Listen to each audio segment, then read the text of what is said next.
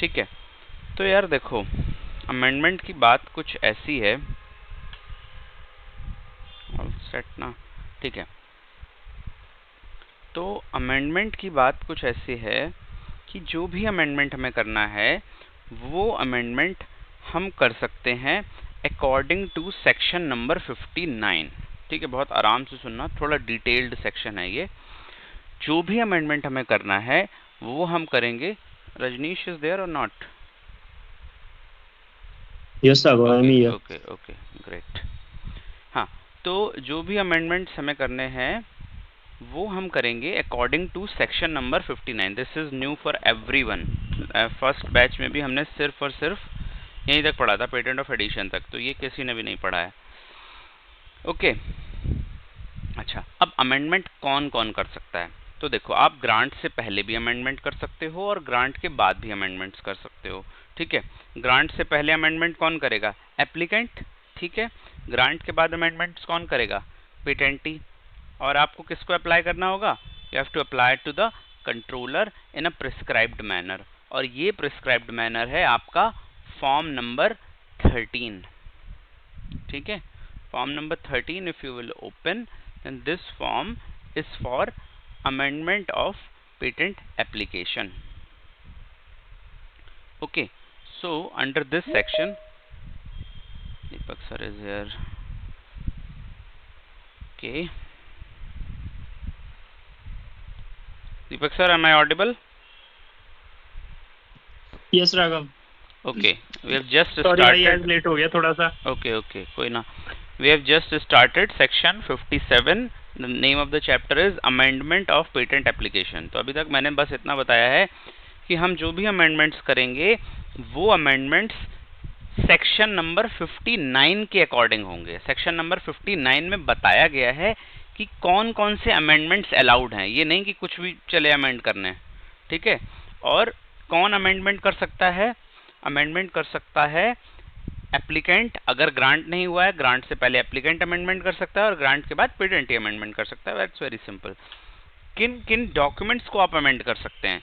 तो you can amend your patent application. Patent application का मतलब हो गया पूरी एप्लीकेशन, कोई फॉर्म गलत है, कोई भी डेटा गलत है, anything. Okay, complete your patent application and then what you can amend? You can amend your complete specification, means title, background, detail description, anything. जहां पे भी कुछ भी प्रॉब्लम लग रही है यू कैन अमेंड।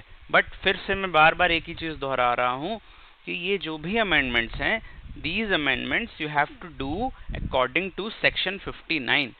ये नहीं है कि आप कुछ भी ऐड कर लोगे अपने पेटेंट में। सेक्शन 59 आपको ये बताएगा कि आप क्या क्या ऐड कर सकते हो। Okay, section 59 will restrict the nature of amendment, I will say. Okay, so अच्छा, और क्या अमेंड कर सकते हो? देखो इसमें लिस्ट भी दी होगी।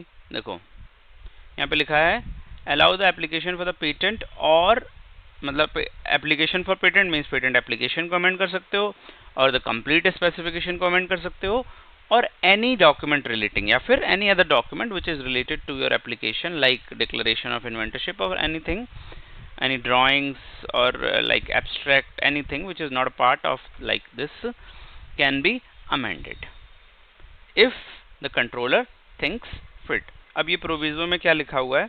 यहाँ पे एक रेस्ट्रिक्शन लगा दिया है, क्या एक रेस्ट्रिक्शन क्लॉज है ये प्रोवाइडेड दैट में।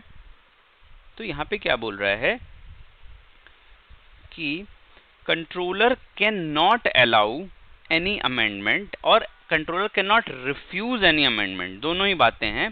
अगर कोर्ट के अंदर, ध्यान से सुनेंगे आप, अगर कोर्ट के अंदर कोई केस चल रहा है, कोई इन्फ्रिंजमेंट सूट चल रहा है, या फिर कोई रेवोकेशन प्रोसीडिंग चल रही है हाई कोर्ट के अंदर, अभी ये सबको पता है ना कि revocation we do in the high court, तो it does not matter whether those proceedings begin before or after the amendment request, the controller has to wait till the proceedings। अब इसको एक बार एग्जाम्पल से समझ लेते हैं। मान लो कि रजनीश ने एक पेटेंट एप्लीकेशन फाइल की for a smart watch, simple, ठीक है। देन आफ्टर फाइलिंग ही रियलाइजेज कि जो उसके डिपेंडेंट क्लेम्स हैं उसमें कोई लाइक सेंसर है, उसमें कुछ स्पेलिंग एरर है, टाइपो एरर है। तो रजनीश ने क्या किया कि कंट्रोलर को रिक्वेस्ट किया कि I want to amend this error and this error is under section 59। मतलब सेक्शन 59 अभी हम देखेंगे कि सेक्शन 59 में है क्या, कुछ नहीं है। सेक्शन 59 अलाउ करता है कि आप किस टाइप के अमेंडमेंट्स कर सकते हो, ठीक है। You can not do every amendment, there are some restrictions on the nature of amendment. तो रजनीश ने बोला कि यार मेरे ना स्मार्ट वॉच का जो क्लेम नंबर 5 है, डिपेंडेंट क्लेम है, उसमें एक टाइपो एरर है and I want to amend it. उसने रेलेवेंट फॉर्म नंबर भरा और उसको वैलिड परमिशन मिल गई, ठीक है। दूसरा केस क्या है कि अपूर्व के पास एक पेटेंट है जो कि रिलेटेड टू व्हीकल है। सपोज व्हीकल से कोई भी पेटेंट ले लो, फ्यूल टैंक का पेटेंट है व्हीकल से, ठीक है। तो अब एक कॉम्पिटिटर है जिसने कि एक रेवोकेशन पिटीशन फाइल कर दिया। रेवोकेशन एवरीबॉडी इज क्लियर, और should I repeat? What is the difference between post grant opposition and revocation? Anybody?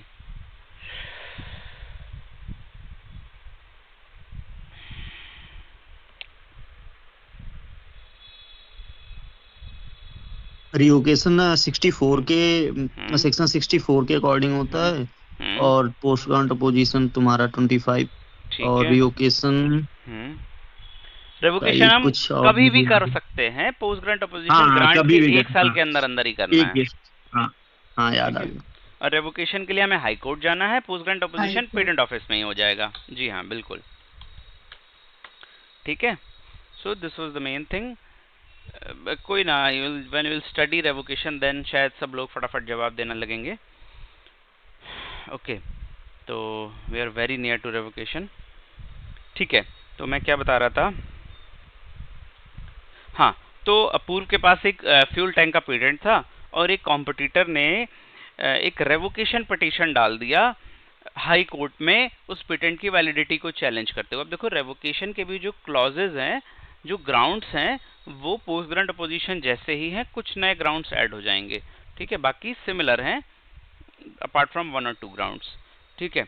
तो जब किसी कॉम्पिटिटर ने एक रेवोकेशन पिटीशन फाइल कर दिया हाई कोर्ट में, ये चैलेंज करते हुए कि इनका जो क्लेम नंबर 1 है ना, वो वैलिड नहीं है, ठीक है। तो या फिर क्लेम नंबर 1 में कुछ एरर है, या फिर वो प्रायर आर्ट को कैच कर रहा है, anything, it can be anything for revocation proceedings, ठीक है। देन लाइक अपूर्व रियलाइज्ड कि यार ये तो मेरे पेटेंट को रिवोक कराने के चक्कर में लगा हुआ है। तो अपूर्व ने क्या किया कि जाके सेक्शन 57 के अंदर अमेंडमेंट की रिक्वेस्ट फाइल कर दी और बोला कि मैं जो मेरे क्लेम 1 पे उंगलियां उठाई जा रही हैं, मैं उस क्लेम 1 को फटाफट से ठीक कर लेता हूं, ठीक है।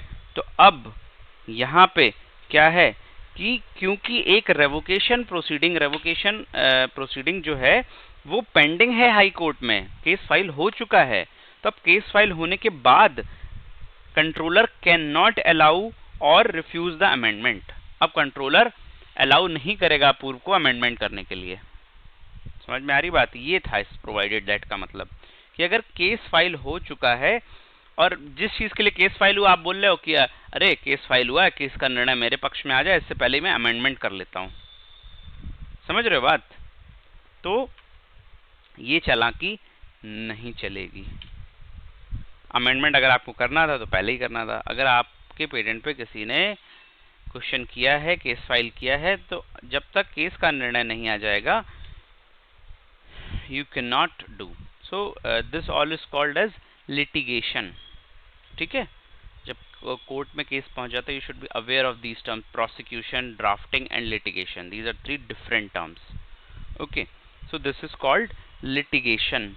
तो litigation के टाइम पे, litigation के बीच में ये जो provided that वाला clause है, ये this prevents the patentee, I would say, from changing the scope during like in between of the litigation. ठीक है, हाई कोर्ट तो कंफ्यूज हो जाएगा फिर कि भाई अरे पहले तो कुछ और था, ये चेंज करके ले आया. ठीक है, okay. So now coming on to sub section 2. समझ में आया? 57(1) सबको समझ में आया? इजी है I feel. Okay, silence means yes. ठीक है, फिर क्या है? Every application for leave to amend, ठीक है, और any document under this section shall state the nature. ठीक है, दिस इज वेरी सिंपल. यहाँ पे क्या बोल रहा है? सिंप्लीफाइड मीनिंग इसका ये है कि जो भी आपको अमेंडमेंट करना है, आपको उसका नेचर क्लियरली डिस्क्राइब करना पड़ेगा. आपको ये बताना पड़ेगा what exactly you want to change. Number 1, like you have to tell, are you correcting any error, or specifically means what is the change you want to do. Okay, and then you have to provide a detailed response. Detailed response means यहाँ पे क्या लिखा है? and shall give full particulars of the reasons for which the application is made. ठीक है, आपको ये बताना पड़ेगा कि आप ये चेंज क्यों कर रहे हैं. क्या आप स्पेलिंग चेंज की वजह से कर रहे हैं, या आप अपना पेटेंट को चेंज करना चाहते हैं, उसको ब्रॉड से नैरो डाउन करना चाहते हैं. अच्छा, ये ब्रॉड और नैरो वाली बात जो है, ये मुझे समझानी है, ये सबसे ज़्यादा इम्पोर्टेंट है. ठीक है, तो एक बार हम सेक्शन 59 पे आते हैं, then we will go through this. Okay, so simple सी चीज़ है, आपको नेचर ऑफ अमेंडमेंट बताना है और आपको ये बताना है रीज़न ऑफ अमेंडमेंट बताना है कि आप क्यों अमेंड करने चाहते हैं. Okay, now coming on to 57(3). तो 57(3) क्या बोल रहा है? 57(3) ये बोल रहा है कि any application for leave to amendment और अ डॉक्यूमेंट. हाँ ठीक है, this is also very simple कि अगर कोई पेटेंटी अप्लाई कर रहा है for the amendment after the patent is granted, okay, तो कंट्रोलर क्या करेगा? Controller will publish the application for amendment. ठीक है, मतलब जो आपने ये अमेंड करने के लिए बोला है वो भी पब्लिश हो जाएगा, नेचर ऑफ अमेंडमेंट भी पब्लिश हो जाएगा, और this is done through patent journal. ठीक है, तो इसका पर्पस क्या है? What is the purpose of publishing the amendments? Can anyone tell? Oppose. हाँ, you can say oppose also, very good. Or you should say that the public means transparency बनी रहे public के बीच में. ठीक है, oppose is also right. ठीक है, तो ये पर्पस है. ओके, उसके बाद क्या है? सेक्शन 57 सब सेक्शन 4 में क्या बोल रहा है? Where an application is published under subsection 3, any person interested, ठीक है, within the prescribed period give notice to the controller and where such a notice is given within the period. अभी हम rules में पढ़ेंगे ये क्या period है, क्या टाइम है, क्या प्रिस्क्राइब्ड है. ठीक है, ठीक है, तो ये सेक्शन में क्या बोल रहा है कि वंस आपने आपका जो अमेंडेड एप्लीकेशन है वो पब्लिश हो गया, तो एनी पर्सन इंटरेस्टेड, अब यहाँ पे याद रखना एनी पर्सन नहीं है, एनी पर्सन इंटरेस्टेड है. ओके, तो जैसे ही आपका पेटेंट अमेंड करने के लिए रिक्वेस्ट डाली जाती है और आपका पेटेंट अमेंड होने का ये पब्लिकेशन हो जाता है, तो एनी पर्सन की बात नहीं हो रही है यहाँ पे, एनी पर्सन इंटरेस्टेड की बात हो रही है. ठीक है, अब एनी पर्सन इंटरेस्टेड कौन कौन हो सकता है? कोई कंपटीटर हो सकता है, कोई लाइसेंसी हो सकता है, कोई इंडस्ट्री पीयर हो सकता है. ठीक है, तो वो आपके इस अमेंडमेंट को अपोज कर सकते हैं. ठीक है, अब आपको अपोजिशन जो है प्रिस्क्राइब्ड टाइम में फाइल करना है. तो यही सारी चीज़ें जो हम बार बार पढ़ते आ रहे हैं, रेपिटेटिव हो चुकी हैं अब ये सब चीज़ें, जैसे हमने अपोजिशन में पढ़ा था कि अगर किसी ने भी आपके पेटेंट को अपोज किया है, तो यहाँ पे भी अगर आपके अमेंडमेंट को किसी ने अपोज किया है, तो कंट्रोलर क्या करेगा? दोनों पार्टीज को नोटिफाई करेगा और दोनों पार्टीज को हियरिंग का चांस देगा. ठीक है, वेरी सिंपल.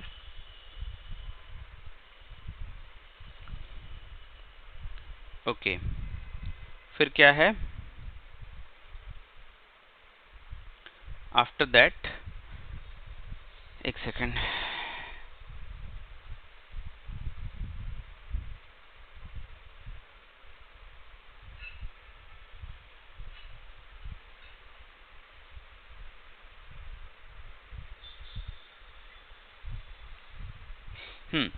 फिर 57 सबसेक्शन 5 की बात कर रहे हैं।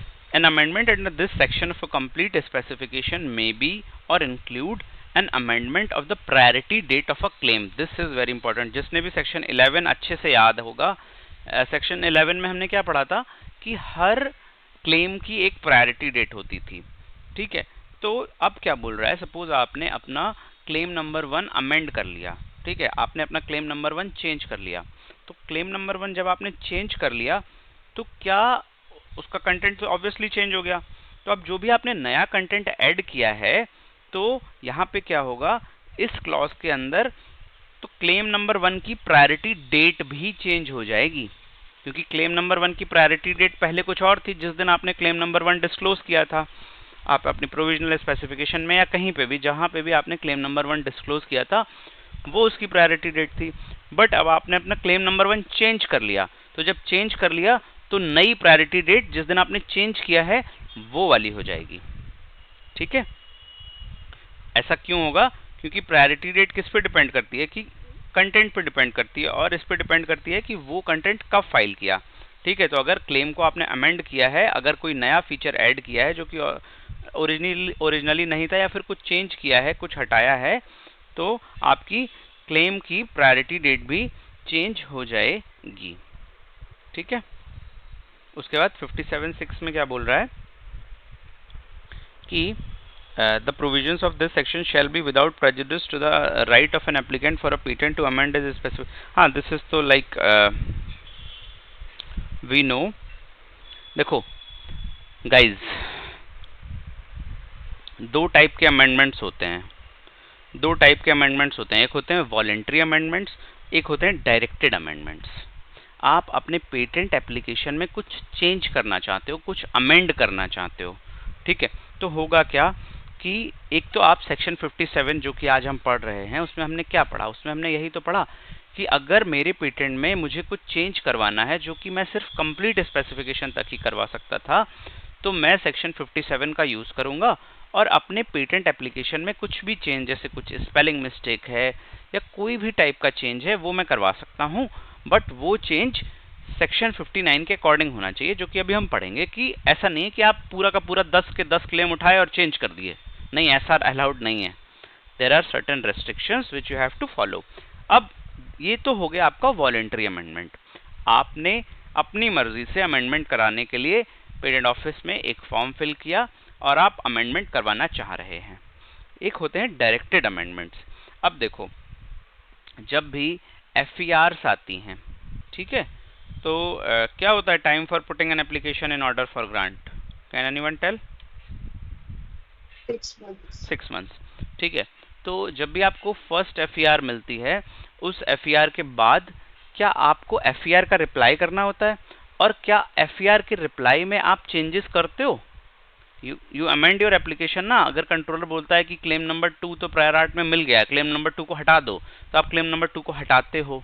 या फिर पेटेंट कंट्रोलर बोलता है कि इसमें स्पेलिंग मिस्टेक है, तो आप उसको ठीक करते हो, इसमें IS-MR वाली मिस्टेक है, इसको ठीक करते हो, तो वो भी तो अमेंडमेंट ही कर रहे हो ना आप।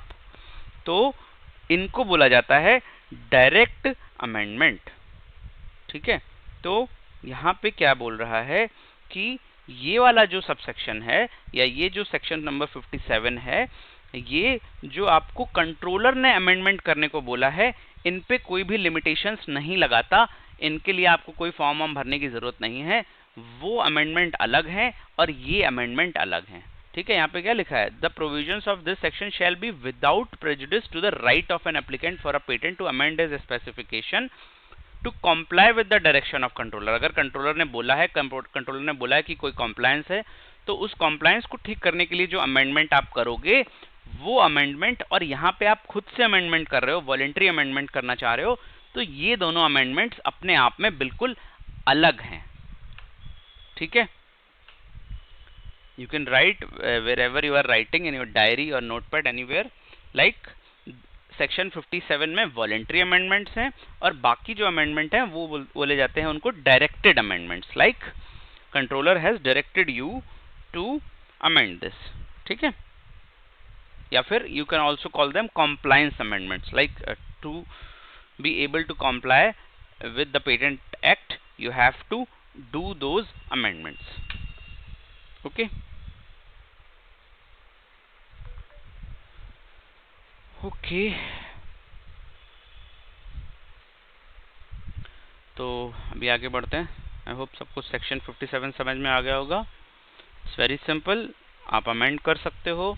57(1) में हमने क्या पढ़ा कि कोई भी अमेंड कर सकता है, एप्लीकेंट भी अमेंड कर सकता है, पेटेंटी भी अमेंड कर सकता है, बट सेक्शन 59 के अकॉर्डिंग आपको पेटेंट में अमेंडमेंट करना होगा।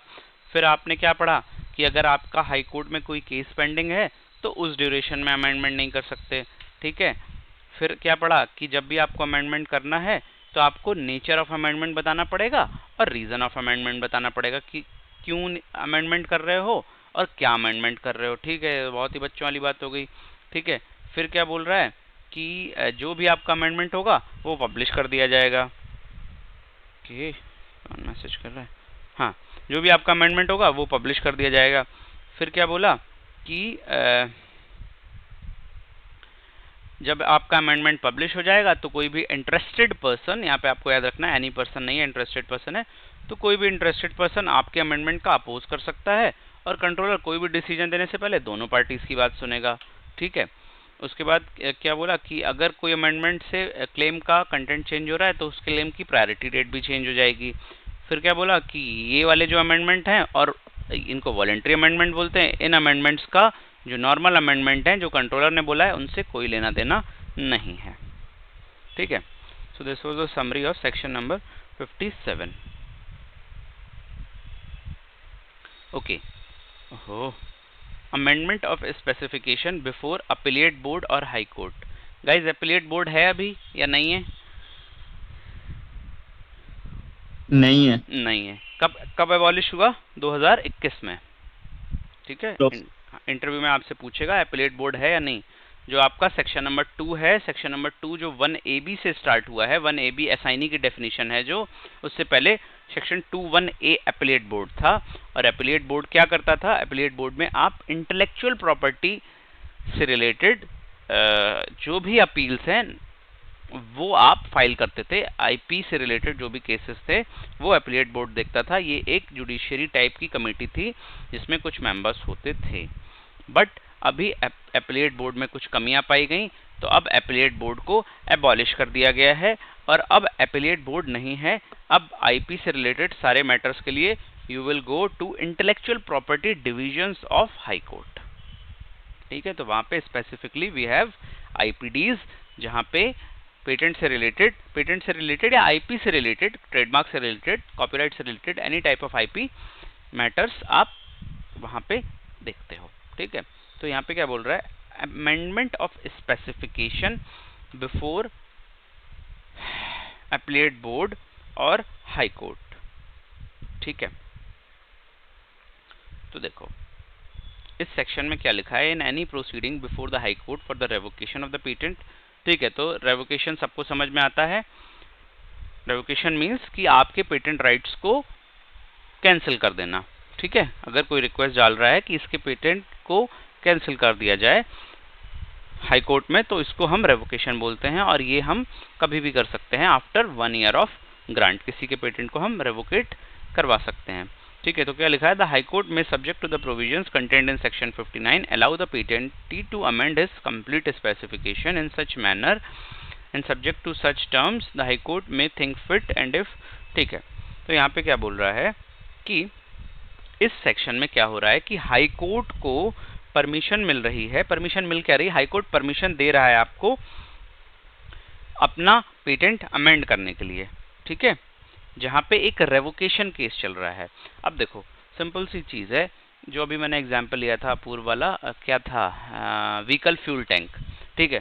तो व्हीकल फ्यूल टैंक का इसका पेटेंट है और कोई कॉम्पिटिटर जो है उसने रेवोकेशन फाइल कर दिया हाई कोर्ट में कि भाई ये पेटेंट तो वैलिड ही नहीं है, मैं तो इसको कैंसिल करा के रहूँगा। ठीक है, तो केस चल रहा है हाई कोर्ट में। तो हाई कोर्ट क्या करेगा कि instead of revoking the patent, ठीक है, पूरा का पूरा पेटेंट रिवोक करने की बजाय, अगर मान लो उसके पेटेंट में 2 क्लेम्स में कुछ प्रॉब्लम है, क्लेम नंबर 1 और क्लेम नंबर 2 में कुछ प्रॉब्लम है, बहुत ब्रॉड है, एनीथिंग कैन बी देयर, तो जो हाई कोर्ट है वो इंस्टेड ऑफ कंप्लीटली रिवोकिंग ये बोल दे कि ये पेटेंट तो वैलिड ही नहीं है, इसको कैंसिल कर दो, हटाओ।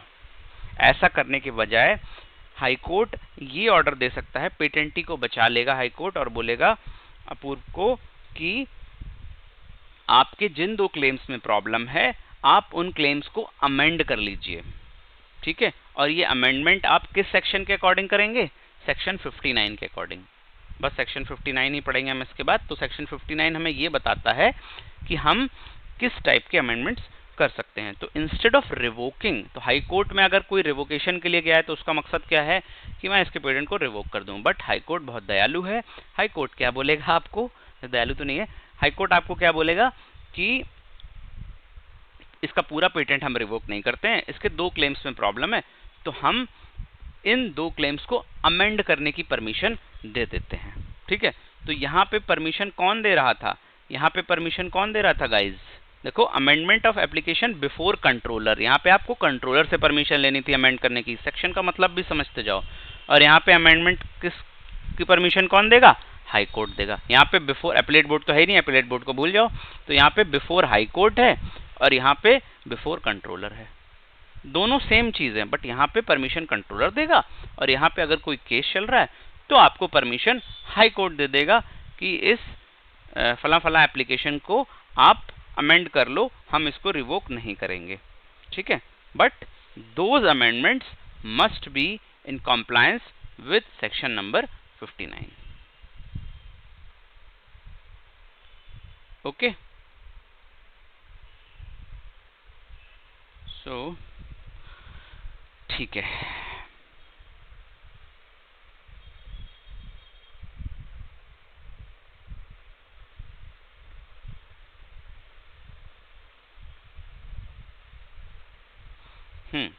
अब एक कॉन्सेप्ट है ब्रॉड क्लेम का और नैरो क्लेम का। ठीक है, जब हम ड्राफ्टिंग पढ़ेंगे तो इसको और डिटेल में पढ़ेंगे, बट ये पढ़ना जरूरी है सेक्शन 59 को समझने के लिए। ठीक है, तो आते हैं इस पे।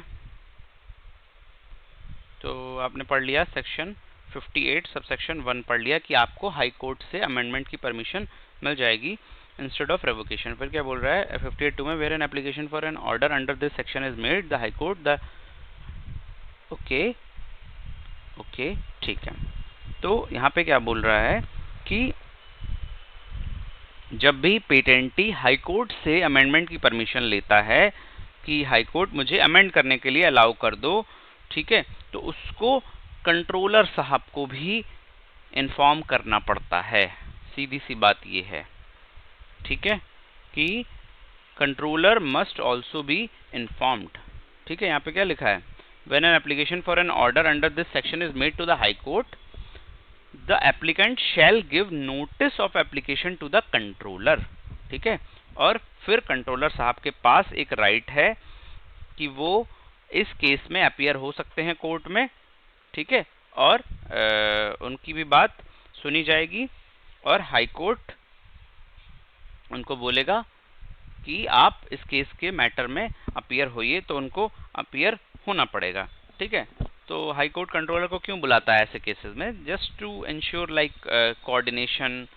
It controller can help high court कि हाँ दिस वाज द मैटर और ये अमेंडमेंट किए हैं, because he has like more details about your patent then the high court. Okay, और कंट्रोलर आपके ऑफिशियल रिकॉर्ड्स भी मेंटेन करता है, तो ही मस्ट बी अवेयर कि आपने क्या अमेंडमेंट किया है, क्या नहीं किया है। ठीक है, तो यहाँ पे हमें ये समझना है कि ठीक है, high court is the deciding body, high court is the supreme body in section 58, but still जो आपके कंट्रोलर साहब हैं वो कोर्ट को असिस्ट कर सकते हैं और उनको भी क्या हो रहा है आपके एप्लीकेशन के साथ इसके बारे में पता होना चाहिए। ठीक है, इसलिए आपको कंट्रोलर को भी इन्फॉर्म करना पड़ेगा। ओके, फिर क्या है 58 सबसेक्शन 3 में क्या बोल रहा है, copies of all orders of the high court allowing the patentee to amend shall be transmitted. ठीक है, वेरी सिंपल। जैसे एक पेटेंट एजेंट्स का रजिस्टर है, मैंने ये चीज़ बार बार बताई है, वैसे ही एक पेटेंट रजिस्टर भी है। ठीक है, जिसमें आपके पेटेंट में जो भी अमेंडमेंट होते हैं, जो भी चेंजेस होते हैं, जिसको भी आप लाइसेंस करते हैं, जिसको भी आप असाइन करते हैं, आपके पेटेंट की पूरी कुंडली होती है। Will study further in next chapter कि पेटेंट रजिस्टर क्या होता है, कैसे मेंटेन होता है, क्या क्या डिटेल्स होते हैं।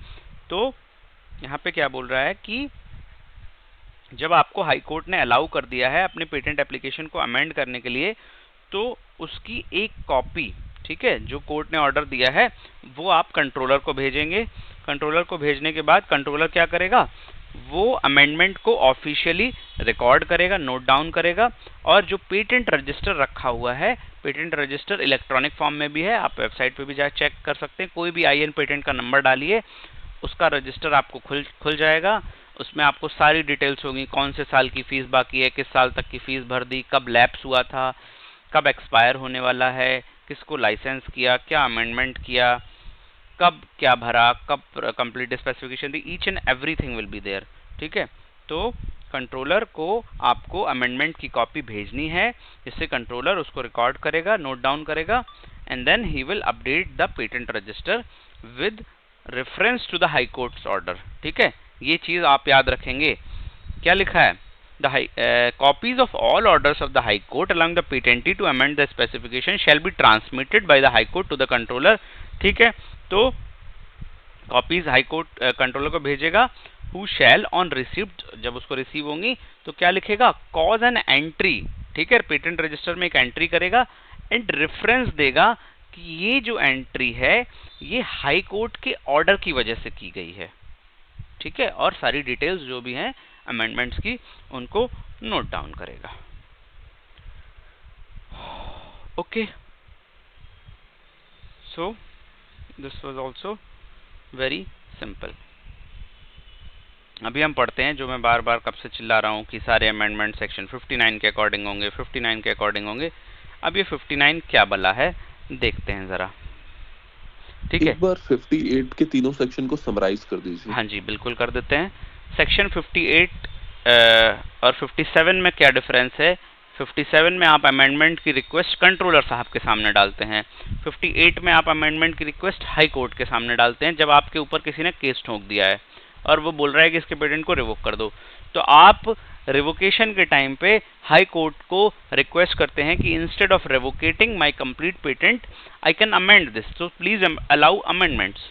ठीक है, तो आप अपने स्पेसिफिकेशन को अमेंड करवाने की रिक्वेस्ट डाल सकते हैं हाई कोर्ट के सामने, और हाई कोर्ट आपके इसको क्या बोल रहा हूं मैं, आपके पेटेंट को रिवोक करने की बजाय उसको क्या कर सकता है, अमेंड करने की परमिशन दे सकता है। देखो यहाँ पे एक सटल चेंज है, उसको नोटिस किया किसी ने, यहाँ पे लिखा है amendment of specification before high court, और ऊपर क्या लिखा है, ओहो, यहाँ पे क्या लिखा हुआ है कि amendment of application and specification. तो यहाँ पे आप एप्लीकेशन को भी, एप्लीकेशन मींस एनी फॉर्म और एनीथिंग, तो अगर कोई फॉर्म या किसी चीज में अमेंड करने की जरूरत है तो कोई हाई कोर्ट में केस करने जाएगा ही नहीं, क्योंकि वो केस करने का ग्राउंड है ही नहीं, वो चेंज किया जा सकता है। बट स्पेसिफिकेशन में अगर कोई प्रॉब्लम है, आपका पेटेंट सेक्शन 3 के अकॉर्डिंग है या मतलब नॉन पेटेंटेबल है, कुछ भी है, तो हाई कोर्ट जाते हैं लोग रिवोकेट करने। तो यहाँ पे एप्लीकेशन वर्ड इसलिए नहीं आया। ठीक है, तो 58(1) में क्या है कि समराइज कर देता हूं मैं फटाफट से। आप हाई कोर्ट के सामने अमेंड करने की रिक्वेस्ट लेके जाते हैं, हाई कोर्ट क्या करता है, हाई कोर्ट आपके पेटेंट को अमेंड करने के लिए अलाउ कर देता है और रिवोकेशन नहीं करता है। फिर क्या बोल रहा है 58(2) में कि जब भी आपके पेटेंट को अमेंड करने की रिक्वेस्ट मिल जाती है, ऑर्डर हो जाता है, तो हाई कोर्ट दे देता है जब भी ऑर्डर, देन एप्लीकेंट को कंट्रोलर को बताना पड़ता है कि हाँ भाई, मैं हाई कोर्ट के ऑर्डर के हिसाब से ये अमेंडमेंट करने जा रहा हूँ, और कंट्रोलर जो भी है वो, उसकी भी बात सुनी जाएगी कोर्ट में, और वो हियरिंग्स में, जो हाई कोर्ट में हियरिंग्स चल रही हैं उसमें अपीयर भी कर सकता है। ठीक है, मीन्स उसको पूरी नॉलेज होनी चाहिए। ओके, उसके बाद क्या बोल रहा है कि जब भी अमेंडमेंट का ऑर्डर आ गया है, हाई कोर्ट ने अलाउ कर दिया है, तो वो ऑर्डर कंट्रोलर के पास जाएगा, कंट्रोलर उस ऑर्डर की एंट्री पेटेंट रजिस्टर में करेगा और एक रेफरेंस देगा कि ये अमेंडमेंट हुआ है according to the order of high court. Okay Neeraj, all good? Okay, ठीक है। अब देखो, इस सेक्शन में भी हमने पढ़ा सेक्शन 59, 57 में भी हमने पढ़ा सेक्शन 59। तो सेक्शन 59 क्या है? Supplementary provisions as to amendment of application और स्पेसिफिकेशन। ठीक है, so this is also very simple. यहाँ पे क्या बोल रहा है कि कोई भी आपको अमेंडमेंट करना है, वो अमेंडमेंट आप सिर्फ 3 तरीके से कर सकते हैं। अमेंडमेंट पे रेस्ट्रिक्शन है। आप पहला तरीका जो है, मीन्स पहले आइडिया समझ लो यहाँ पे क्या है, अमेंडमेंट का आइडिया क्या है। अमेंडमेंट का आइडिया ये है कि आप अपने जो भी स्पेसिफिकेशन है उसको क्लैरिफाई कर सकते हो कि हाँ यार ये प्रॉब्लम है, ये स्पेलिंग गलत है, ये चीज़ थोड़ी सी खराब है, इसको मैं ठीक कर लेता हूँ, ये ब्रॉड है, इसको नैरो कर लेता हूँ। मीन्स आप अपने पेटेंट में कुछ भी उसको एक्सपेंड नहीं कर सकते हो। ठीक है, जैसे कि आप ये नहीं कर सकते हो कि मेरे में 10 क्लेम है, मैं 15 क्लेम और ऐड कर दूं। ठीक है, ऐसा नहीं कर सकते। अमेंडमेंट मीन्स कि जो भी छोटी मोटी गलतियां हो गई हैं उनको आप ठीक कर लेंगे। आप अपने पेटेंट के स्कोप को ब्रॉड नहीं कर सकते। अभी I will come to broad and narrow. आप उसको सिर्फ नैरो ही कर सकते हैं। ठीक है, तो 3 तरीके के अमेंडमेंट्स परमिटेड हैं। जो पहला अमेंडमेंट परमिटेड है वो है आपका कौन सा amendment? By way of disclaimer. ठीक है, तो डिस्क्लेमर का मतलब क्या होता है, किसी को पता है? डिस्क्लेमर जनरली मीन्स कि आप कुछ भी रिमूव कर देते हो। ठीक है, जैसे कि like to give up something, claim में कुछ लिखा है, आप उसको हटा दे रहे हो। ठीक है, वो इंफॉर्मेशन किसी दूसरे पेटेंट से इन्फ्रिंज कर रही है, आपने उसको गिव अप कर दिया, उसको एक्सक्लूड कर दिया फ्रॉम योर क्लेम कि ठीक है, अब मुझे इस चीज का प्रोटेक्शन नहीं चाहिए। ठीक है, पहला है डिस्क्लेमर। देखो यहाँ पे लिखे हुए हैं 3 तरीके, डिस्क्लेमर, करेक्शन एंड एक्सप्लेनेशन। ठीक है, तो पहला तो आप अपने क्लेम से कुछ भी चीज एक्सक्लूड कर सकते हैं। Number 2 by way of correction, means आप अपनी कोई भी मिस्टेक को करेक्ट कर सकते हो। जैसे सपोज इलेक्ट्रॉनिक्स से रिलेटेड पेटेंट है, तो उसमें लिखा हुआ है कि the voltage should be 5 volts. ठीक है, supply voltage should be 5 volts. तो अब आपने स्पेसिफाई ही नहीं किया कि ये 5 वोल्ट डीसी है या 5 वोल्ट्स एसी है, तो आप इसको करेक्ट कर ले रहे हो कि दिस इज 5 वोल्ट्स डीसी। ठीक है, ओके। या फिर फार्मा फील्ड से रिलेटेड कि अगर कोई भी मेडिसिन है तो उसका जो प्रॉपर जो कॉम्पोजिशन है, परसेंटेज बाय वेट और एनीथिंग, वो एंट्री आपने गलत कर दी, आप उसको थोड़ा सा चेंज कर रहे हो। ठीक है, स्पेसिफाई कर रहे हो कि हाँ यार ये चीज ये नहीं ये है, बाय मिस्टेक मैंने ऐसा लिख दिया था। ठीक है, या फिर आप रेफरेंस न्यूमरल्स जो कि ड्राइंग्स में होते हैं वो गलत हैं, 100 को आपने 110 डाल दिया या कुछ भी, तो you can correct them. This type of amendment is allowed. ये नहीं कि क्लेम ही ऐड करने लगे भाई अमेंडमेंट के नाम पे। ठीक है, तो पहला तो हो गया by disclaimer, you can remove anything. Second हो गया आप कुछ करेक्ट कर सकते हैं अमेंडमेंट में, और बाय वे ऑफ एक्सप्लेनेशन। ठीक है, तीसरा ये है कि आप कुछ क्लैरिफाई कर सकते हो जो कि डिस्क्लोज्ड नहीं था। जैसे कि एक रिक्वायरमेंट हमने पढ़ी है ना सेक्शन 10 में कि हमें अपने जो भी मैटर है उसको ऐसे सफिशिएंसी ऑफ डिस्क्लोजर में ऐसे इनेबल करना है कि 20 साल बाद जब हमारा पेटेंट एक्सपायर हो तो कोई भी इंसान जो कि पर्सन स्किल्ड है वो इस पर्सन को इस पेटेंट को यूज कर सके। तो हमें अपने पेटेंट को अच्छे से एक्सप्लेन करना होता है, उसका बेस्ट मेथड बताना होता है, एक एक टर्म को अच्छे से समझाना होता है। यूएस पेटेंट के डिटेल डिस्क्रिप्शन देखो, 50-50 पेज के होते हैं। उसमें होता क्या है, वही जो क्लेम लिखे हैं 20 क्लेम, उन्हीं क्लेम्स के एक एक वर्ड को, एक एक ड्राइंग को, प्रोसेसर को 2-2 पेजों में समझाया जा रहा है कि भाई प्रोसेसर ये कर रहा है, ऐसे कर रहा है, ये स्टेप है। मतलब इन डिटेल आपको पेटेंट को समझाना होता है। ठीक है, तो अगर आपने कोई चीज अच्छे से समझाई नहीं है, सपोज आपके पेटेंट में कोई large language model LLM use हो रहा है और आपने नहीं बताया कि ये LLM कैसे काम करता है, तो आप उसको एक लाइन ऐड कर सकते हो कि हाँ this works in this manner. Means आप अपने पेटेंट में कुछ एक्सप्लेन कर सकते हो, ये टाइप का अमेंडमेंट आप अलाउड है।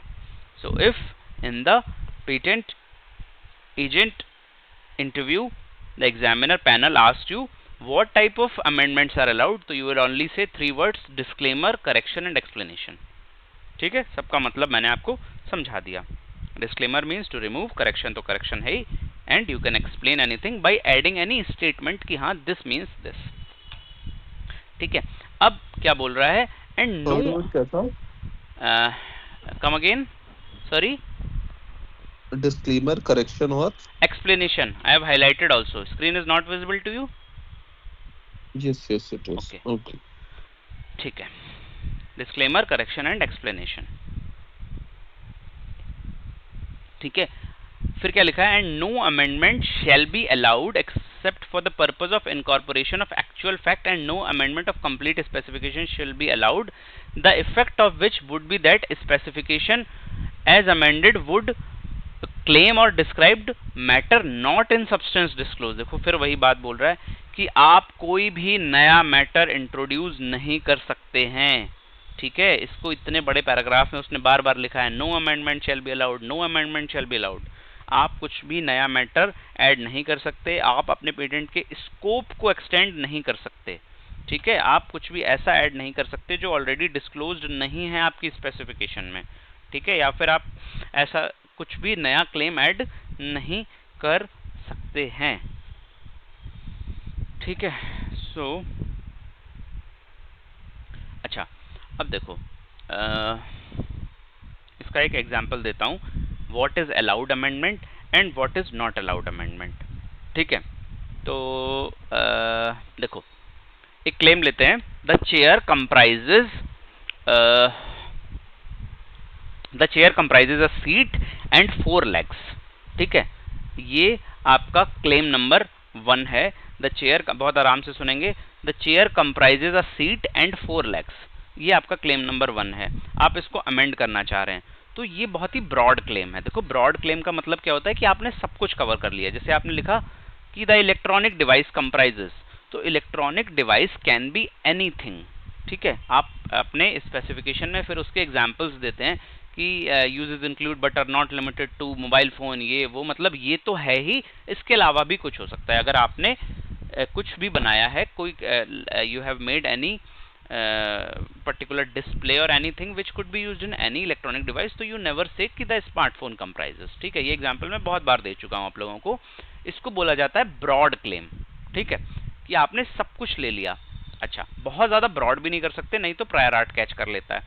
अच्छा, अब इसको समझते हैं चेयर वाले एग्जांपल से कि अमेंडमेंट कौन से अलाउड है कौन से नहीं। आपने लिखा क्या था? The chair comprises a seat and 4 legs, ये आपका ओरिजिनल क्लेम था। अब आप इसको अमेंड करना चाहते हो। ठीक है, आप इसको अमेंड करना चाहते हो, तो आप इसको कैसे अमेंड कर सकते हो? आप लिख सकते हो the chair comprises a wooden seat and 4 legs।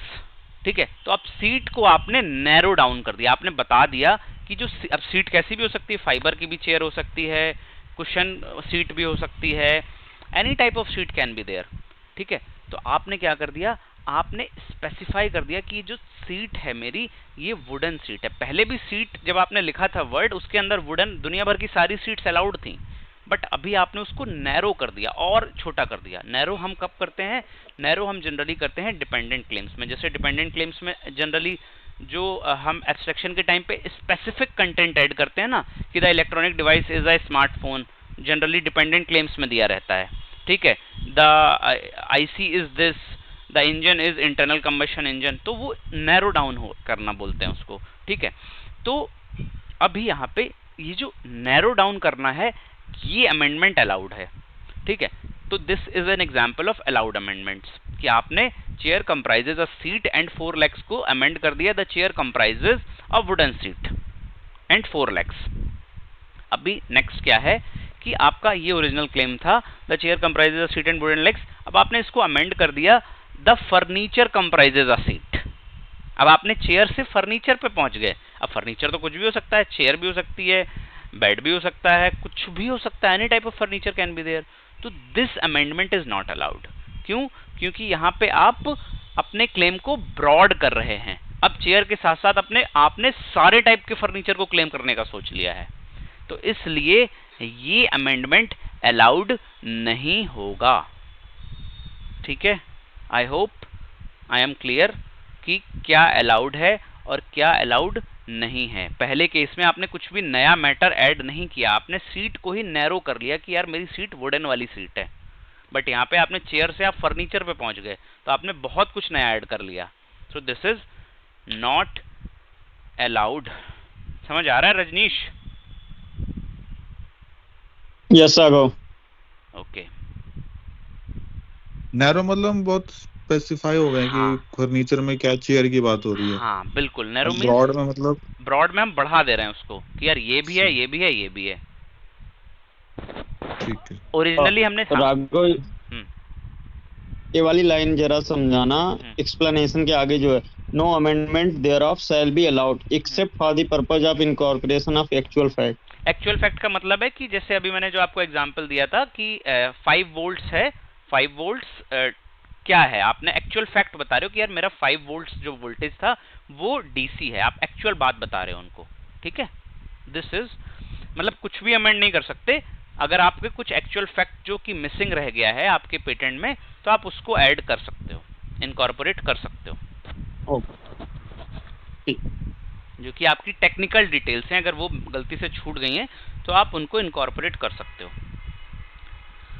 ठीक है, and no amendment of a complete shall be allowed the effect of which, देखो यही मैं समझा रहा हूँ एग्जांपल देके, the effect of which would be that the specification as amended would claim or describe matter not in substance disclosed or shown in specification before the amendment.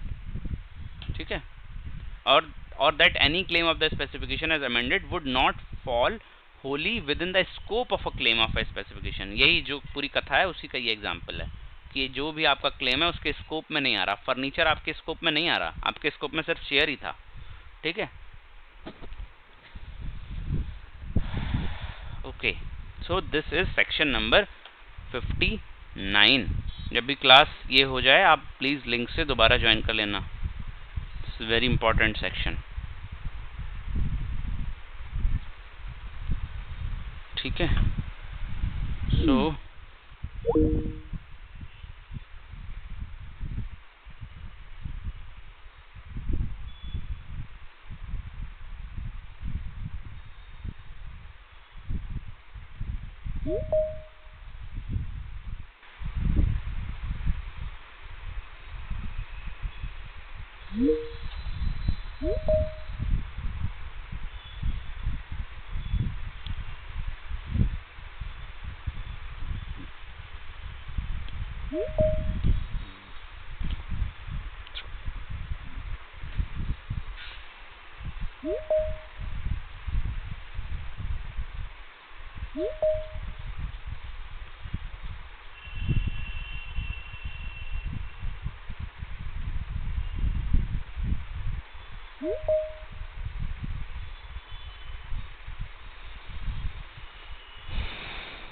Okay,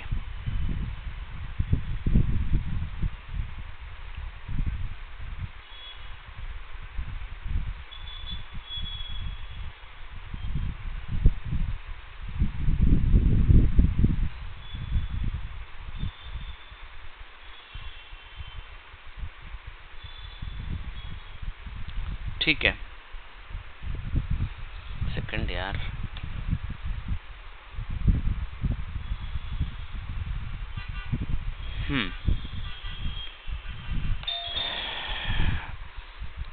बस मेरे को 1 मिनट देना।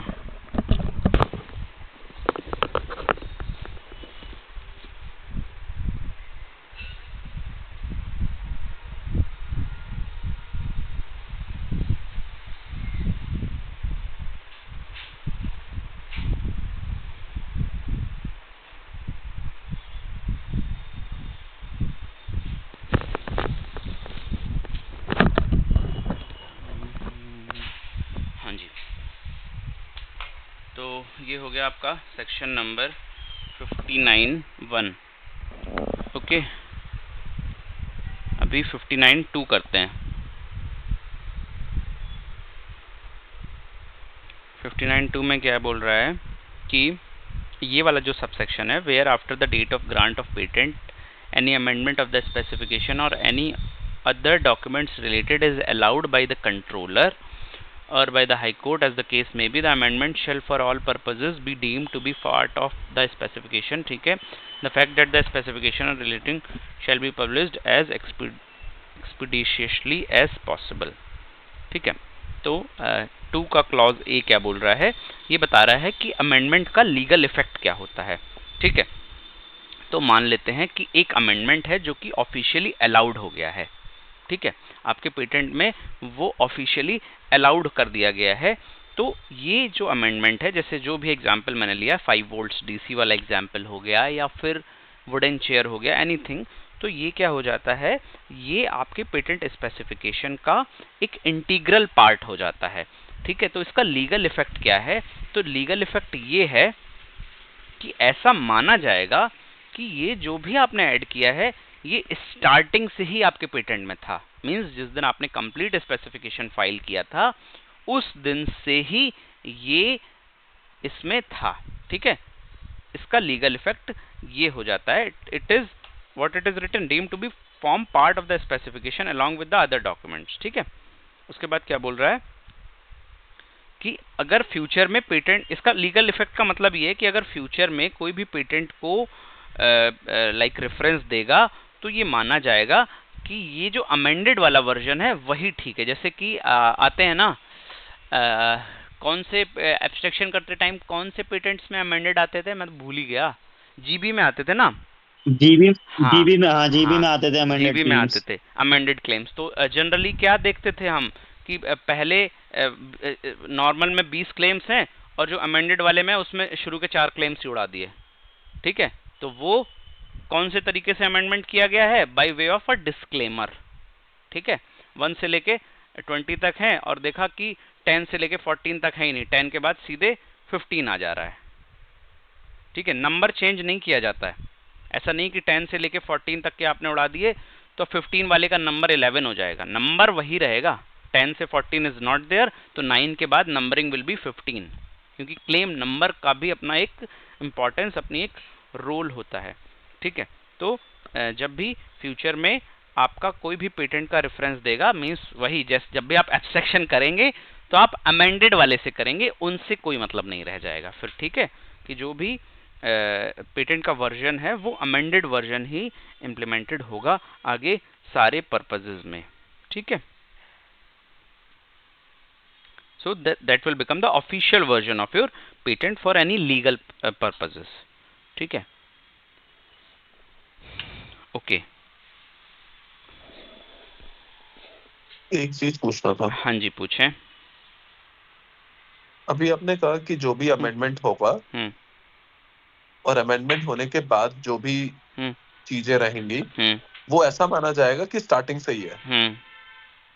और अभी हमने पढ़ा था कि जब भी हम अमेंडमेंट करेंगे तो जैसे हमने क्लेम का वो पढ़ा था ना कि प्रायोरिटी डेट क्लेम का। ठीक है, मैं समझ गया कि ये क्वेश्चन कोई ना कोई तो जरूर पूछता। देखो, उसका मतलब ये है मेरे भाई कि शुरू से रहेगा और क्लेम की प्रायोरिटी डेट ये हो जाएगी। उसका मतलब ये है कि अगर कोई इन फ्यूचर आपके पेटेंट को चैलेंज करता है, ठीक है, तो जो आपने न्यू मैटर ऐड किया है, ये तो प्रायोरिटी डेट का concept will be always valid. आपका क्वेश्चन ये है कि अभी आप ये बोल रहे हो कि ये जो आप अमेंडमेंट हुए वो माना जाएगा कि स्टार्टिंग से ही थे। फिर आपने पहले ये बोला था कि क्लेम की भी प्रायोरिटी डेट होती है, तो प्रायोरिटी डेट चेंज हो जाएगी। तो क्लेम की प्रायोरिटी डेट का जो मसला होता है वो तब काम आता है जब आप ये कहेंगे कि जो भी आपने ऐड किया न्यू मैटर वो किसी और ने ऑलरेडी क्लेम कर लिया था, तब उस चीज पे विवाद होगा। अदरवाइज स्टार्टिंग से ही रहेगा, मतलब है कि लीगल पर्पसेस में अगर आप किसी को लाइसेंस कर रहे हो, अगर आप किसी को पेटेंट यूज करने के लिए दे रहे हो, तो वो अमेंडेड वर्जन ही माना जाएगा स्टार्टिंग से। ऐसा माना जाएगा कि स्टार्टिंग से यही पेटेंट था। ये नहीं बोला जाएगा कि 10 तारीख तक हमें क्लेम 1 यूज कर रहे थे, अब हम 10 तारीख के बाद ये वाला क्लेम यूज करेंगे। ठीक है, so that priority of claim will be challenged अगर उस डेट से पहले किसी ने सेम चीज को डाल रखा था जो आपने अमेंडमेंट के बाद डाला है। फाइन नीरज? हाँ मैं समझ गया, वो लीगल पर्पसेस से क्या मतलब था वो नहीं समझ में आया। हाँ, लीगल पर्पसेस का मतलब ये है कि अब जब भी पेटेंट आपका यूज होगा, कहीं पे आप लाइसेंस करेंगे, तो वो ऐसा माना जाएगा कि स्टार्टिंग से ही यही पेटेंट था। ठीक है, amended version will continue, legal का मतलब ये हुआ। ठीक। तो राघव, जब इसमें वॉलंटरी वाले में हम लोग ग्रामर वगैरह भी ठीक कर देते हैं, हाँ हाँ हाँ, तो उसमें भी तो क्या आएगा क्या कि जैसे जीबी में और जेपीज में भी आता है अमेंडेड की, हाँ हाँ हाँ, तो रिफ्लेक्ट तो क्या आएगा? हाँ रिफ्लेक्ट होके आएगा, क्योंकि वो चीज भी दोबारा पब्लिश हो जाती है। जीबीज में कई बार ऐसे भी होता है कि जो अमेंडेड क्लेम्स होते हैं और जो प्रीवियस क्लेम्स होते हैं वो डिट्टो सेम होते हैं। वो डिट्टो सेम होते हैं, कुछ इज एम आर का डिफरेंस होगा, वो हमें में भी समझ में नहीं आता, बट अगर अमेंडेड है तो कुछ ना कुछ चेंज जरूर होगा, भले क्लेम 1 में ना हो, लास्ट क्लेम में हो। अच्छा, ठीक है। कुछ ना कुछ तो चेंज होगा ही होगा। ओके, सो ठीक है, कहाँ पे था मैं? 2A, हाँ ठीक है, ऐसा माना जाएगा कि ये इसका पार्ट है। उसके बाद क्या बोल रहा है? The fact that the specification related has been amended shall be published. हाँ ठीक है, दिस इज वेरी इंपॉर्टेंट। जैसे ही आपने अमेंड किया है वैसे ही वो चीज पब्लिश हो जाएगी। ठीक है, पब्लिक को नोटिफाई हो जाएगा कि भाई हाँ, इसके पेटेंट में ये चीज हुई है और ये चेंज हुआ है, जल्दी से जल्दी उसको पब्लिश किया जाएगा। तो जो भी हम जीबी पेटेंट्स बनाते हैं वो पब्लिश्ड वर्जन्स ही होते हैं। ठीक है, ओके। आफ्टर दैट सी में क्या है? 2C में क्या बोल रहा है? The right of the applicant of patentee to make amendment shall not be called in question except on the ground of fraud. So this is also a very simple provision. तो ये बोल रहा है कि यार अगर किसी ने अमेंड करने की कोशिश की है तो आप इस चीज का ये नहीं बोल सकते कि भाई ये अमेंडमेंट क्यों कर रहा है। ठीक है, उसको क्वेश्चन नहीं कर सकते। हाँ, अगर कोई फ्रॉड कर रहा है अमेंडमेंट के चक्कर में तो आप क्वेश्चन कर सकते हो। ठीक है,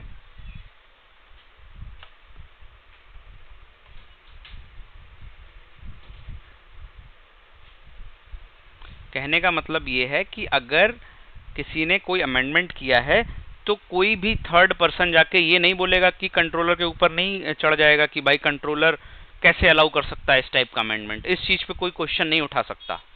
ठीक है, कहने का मतलब ये। हाँ, जो अमेंडमेंट हुआ है वो आप चैलेंज कर सकते हो कि दिस अमेंडमेंट पब्लिश हो गया। समझने की कोशिश करना, जो अमेंडमेंट का कंटेंट है आप उस पे क्वेश्चन कर सकते हो, बट आप इस चीज पे क्वेश्चन नहीं कर सकते हो कि जब अमेंडमेंट हो गया तो आप कंट्रोलर के ऊपर ये बोलो कि how can the controller allow this type of amendment. ठीक है, तो कंट्रोलर ने जो अमेंडमेंट अलाउ किया है उस पे कोई क्वेश्चन नहीं होगा, but the content of amendment can be questioned if it is not valid. ठीक है, और अगर कोई फ्रॉड से कर रहा है then obviously you can challenge it. Okay, so